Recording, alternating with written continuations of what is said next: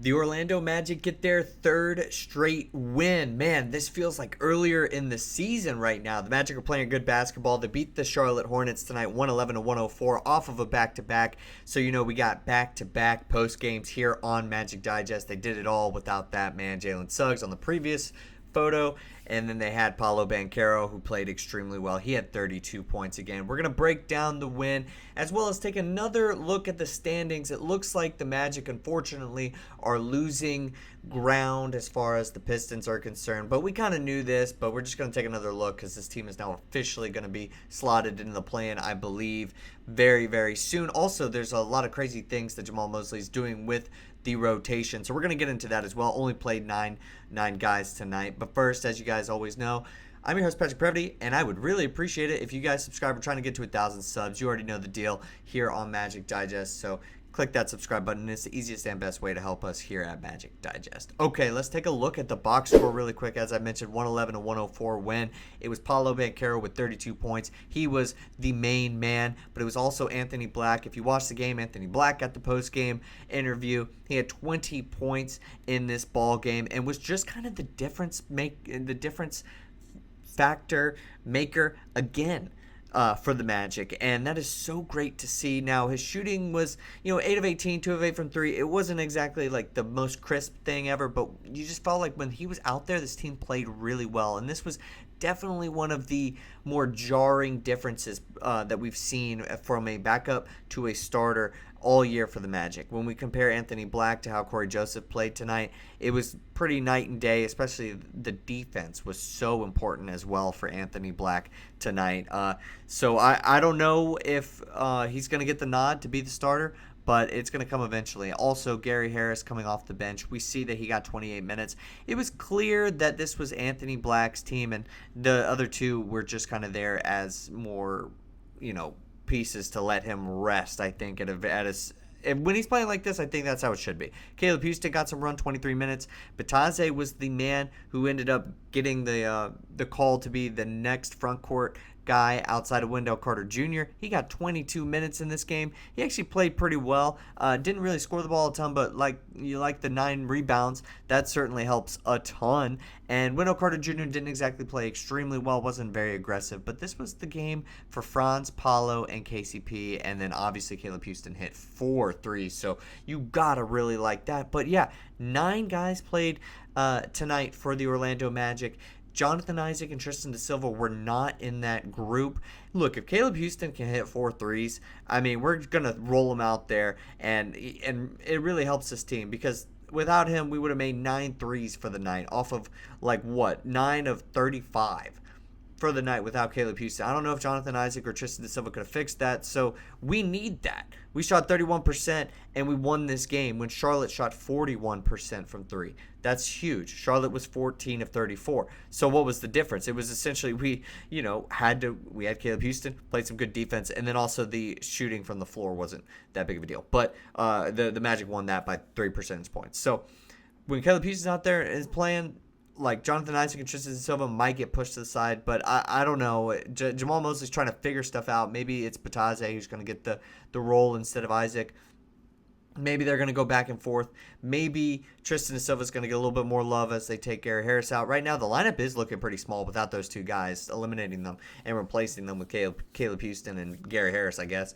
But we'll see if that stays the same, especially in the next game against the Dallas Mavericks. I don't think so. But let's take a look at what the Charlotte Hornets did. Obviously, the Hornets, aren't a very good basketball team right now, 18 and 54. This was definitely LaMelo Ball's game. He was extremely efficient, which is not exactly a characteristic you might see from him, but he was extremely efficient and was keeping them in the ball game. And then the scoring was kind of not really there from very many other places, but they did have 4 guys in double figures, so you got to give credit to Josh Green, Miles Bridges, and Nick Smith Jr., okay? They had 13, 13, and 11, respectively.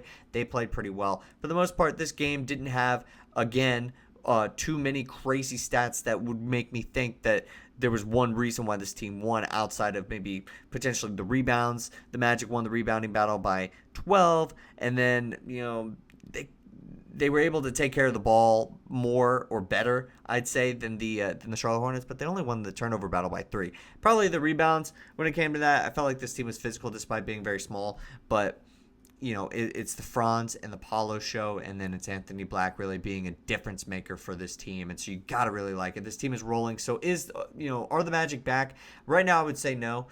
Based off of what we're seeing with Jamahl Mosley do with this rotation, I don't think he knows exactly how he wants to enter the play-in or the playoffs. And I think, unfortunately, when we play some of the teams who are just trying to catch their footing, maybe they're just now getting healthy, or they're the Charlotte Hornets, I can't really determine this team as being back just yet. But it's certainly a much better scenario than what we were in, sometime in the middle of last week, because you got to love this team winning basketball games. That was definitely something that was not occurring earlier in the month and at times in February. So even though you play the Wizards, you play a Lakers team that's just now getting healthy, and you play a Charlotte Hornets team, you're 3-0, and now you get to go back on Thursday to go play the Dallas Mavericks, who are in a turmoil and an awful tailspin right now. So go take advantage of that, and then end the month with the Kings and the Clippers. And now we're rocking and rolling. So where does that leave us? As I mentioned, I said I wanted to talk about the standings as well. Well, right now the Detroit Pistons are winners of their game over the San Antonio Spurs. That was just a minute ago, Yeah, so that happened. So they won 122-96. And then I believe the Hawks they're down against the Rockets 68-92. So that doesn't really matter too much to this team. I mean, I guess that'll kind of bring the gap between the 7 and 8 spot closer, but I think it's pretty clear that we're both going to play in that 7-8 game, and then the Chicago and Miami are going to be off of our tails pretty soon, as is right now. So Chicago plays on Thursday. They won last night against the Denver Nuggets, so that's, I don't think either of those teams are going to catch us. I don't think the 9 or the 10 are going to catch the 8th seed in the Eastern Conference unless there's a really, really terrible disaster moment that happens. But is this team back? We'll see. I think it's a really, really good win, though, and nothing should be discounted. Let's take a look again at Anthony Black's stats for the season. 9 points per game this year, 3 assists, 2.8 rebounds. The shooting numbers, honestly, in my opinion, are very respectable, especially kind of the idea that I had him at. So you got to like what we're seeing from him so far. Just that extra emphasis on being a part of this team is also really promising. I think it's one of those things where when a player gets some confidence under his belt and gets that opportunity, whether that is through minutes or through some garbage time, then he takes advantage of it, and it's just got to be great for him because he's finally seeing some serious success on this team. And this team does need it because Jalen Suggs is not coming back. He's not coming through that door. So how is this team going to adjust, and how are they going to be competitive in the playoffs?